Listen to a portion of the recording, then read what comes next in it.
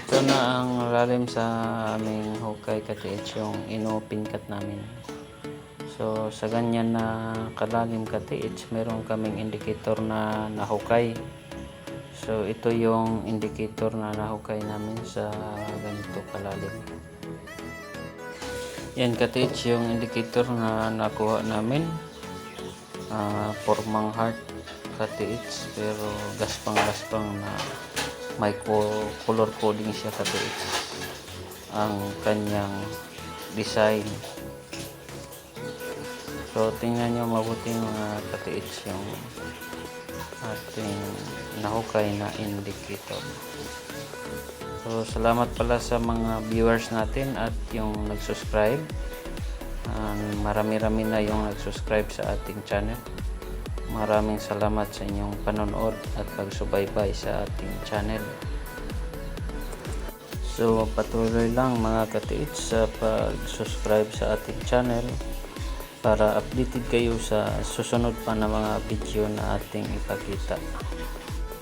So ngayon mga katiits, ganito na yung lalim sa ating hukay dahil patuloy pa rin nating hinuhukay ito kahit malalaki yung mga bato na nahukay natin sa ilalim. Yun kasi yung magkapahina sa ating pagtrabaho. So sa ganito na lalim mga katiits, meron naman kaming nakita na mga indicator. Ito na bato mga katiits yung nakuha namin, malapat na bato at may nakaukit na letter E. So at meron pang U dito mga katiits, parang U. So magandang sign mga katiits na nahukay namin. So porsigido kami na maghukay pa kasi yun ay under pa mga katiits. Meron kaming makukuha na mga bato dyan na mga malalaki na cover na malapad. So ito yung indicator sign na nahukay namin sa ilalim. So magandang sign mga katiits. Tingnan nyo mga katiits yung sign. Baka maka-analyze kayo sa ganitong mga sign mga katiits, mag-comment lang sa ating comment section sa baba mga katiits. So tingnan nyo mabuti yung sign natin.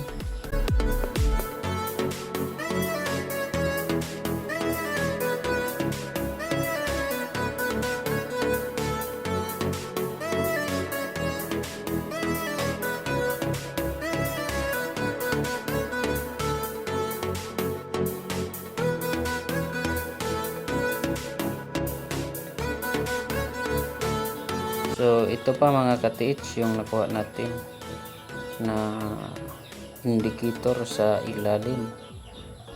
So puting bato mga katiits, walang ibang nakukukay namin sa 10 feet mga katiits.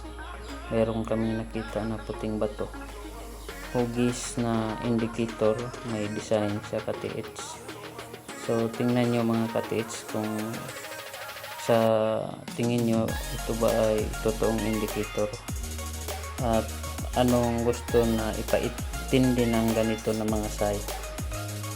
So comment lang mga katiits yung pag-analyze nyo sa ganitong mga sign katiits. Ito ay bato na puti mga katiits, nag-iisa lang sa ilalim. At meron pa dito mga katiits ito na sign, gaspang na bato, parang color coding mga katiits na bato. So magandang mga sign na nakita namin sa ilalim sa aming hukay na sa 10 feet mga katiits. So baka meron kaming maabutan na bato doon na malapad, cover mga katiits. So tingnan lang natin na ang patuloy natin na pag hukay. Ito pa mga katiits, meron pa kaming nakuha dito mga katiits na sign, parang sign of portal to o ano ba ito mga katiits, na sign sa tingin niyo mga katiits, na sign ba to na ginagawa nila or nature lang mga katiits.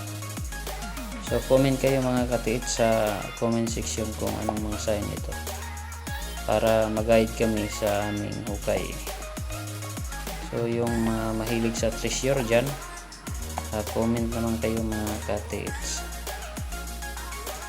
So magandang sign ito mga katiits na nakuha namin sa ilalim.